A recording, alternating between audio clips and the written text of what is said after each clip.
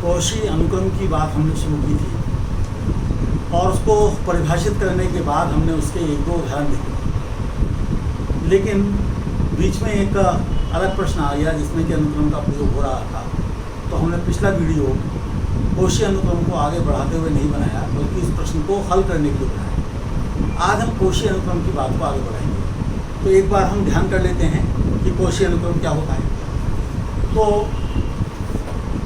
xn एक अनुक्रम है, वास्तविक संख्याओं का अनुक्रम है। तो कौशी अनुक्रम कहा जाता है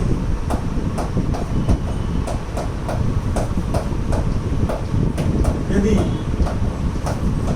प्रत्येक कोई समय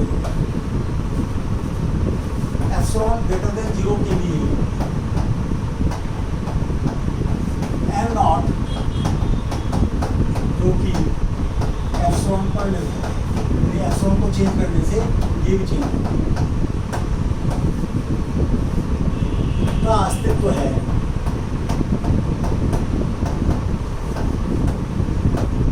ताकि for all mn belonging to greater than or equal to m naught,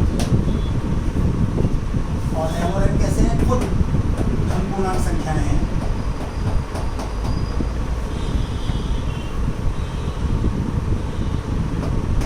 xn minus xn less than epsilon सब है।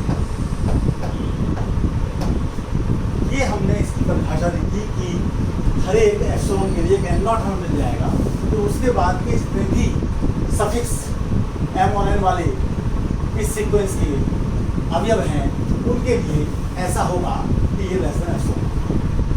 अब उस पर आधारित हमने एक दो प्रश्न भी देखे थे कि 1/n एक कौशी अनुक्रम है, एक दूसरा अनुक्रम लिया था, उसे दिखाया था कि वो कौशी नहीं है। आज हम थोड़ा ये देखेंगे कि कौशी अनुक्रम को परिभाषित करने का लाभ क्या है। तो इसे परिभाषित करने का जो लाभ है वो एक थ्योरम में दिया जाएगा, जिसे हम कौशी अभिसारिता कसौटी लिखें। तो क्या है वो है कौशी अभिसारिता कसौटी, जिसके कारण से हमें ये समझ में आएगा कि कौशी अनुक्रम का क्या लाभ है। अंग्रेजी में कहा तो कौशी कन्वर्जेंस क्राइटेरिया, ये हम जरा देखना चाहते हैं ये क्या है। तो ये जो प्रमेय है, ये इसके कारण से ही कौशी अनुक्रम का बड़ा महत्व है। वास्तविक संख्याओं का अनुक्रम, वास्तविक संख्याओं यानी कि रियल नंबर्स का अनुक्रम यानी सीक्वेंस xn तभी और केवल तभी इफ एंड ओनली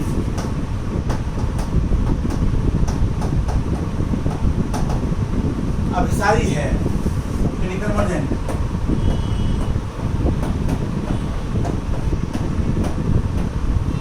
जब अनुक्रम कौशी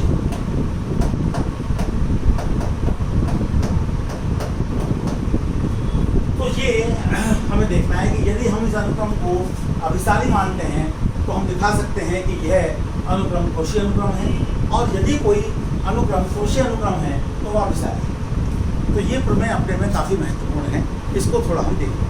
तो किस प्रकार से महत्वपूर्ण है, जैसे आपको ये इसका मतलब आपने क्या मान लिया, xn अभिसारी।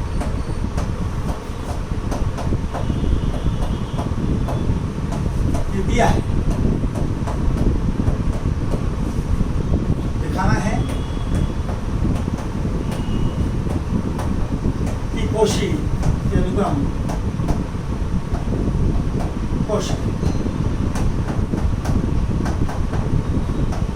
तो इसका आप प्रयास खुद कर सकते हैं। ये कोई ऐसा बहुत मुश्किल मामला नहीं है, किसी पुस्तक में देखेंगे बड़ी आसानी से इसका प्रयोग। इसी प्रकार से एक उल्टा ये है जिसमें कि हमें मानना है कि xn कोशी,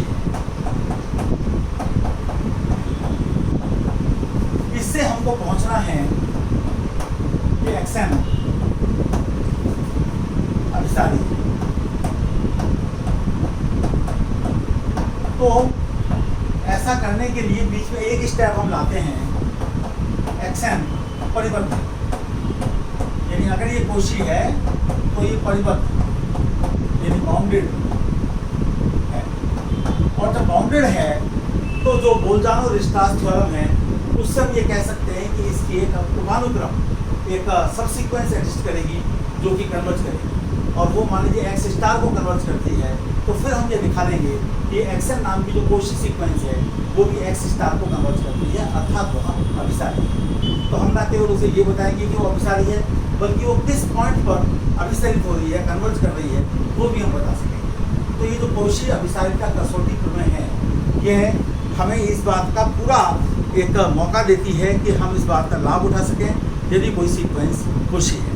तो भविष्य में कुछ सवालों में जब हमको ये दिखाना होगा कि वे अनुक्रम अभिसारी हैं और किस बिंदु को अभिसारित हो रही हैं, तो उसके लिए हम ये प्रयोग करेंगे कि हम ये दिखाएंगे कि वह दी हुई अनुक्रम वास्तव में कोशी है, और इसके बाद इस प्रमेय की वजह से हम ये कह पाएंगे कि वो अभिसारी है, और चूँकि वो कोशी है तो कोशी होने के कारण वो परिबद्ध है, तो बोल्जानो-रिस्टास थ्योरम से जो उसका वो सीक्वेंस है वो एक बिंदु एक्स स्टार को कन्वर्ज करेगी, उसके एक सब सीक्वेंस, और फिर xn भी उसी एक्स स्टार को कन्वर्ज करेगी, ये हम दिखा देंगे। तो इस प्रकार से इसका पूरा महत्व सामने आता है। अगली बार हम इसका कोई उदाहरण लेंगे।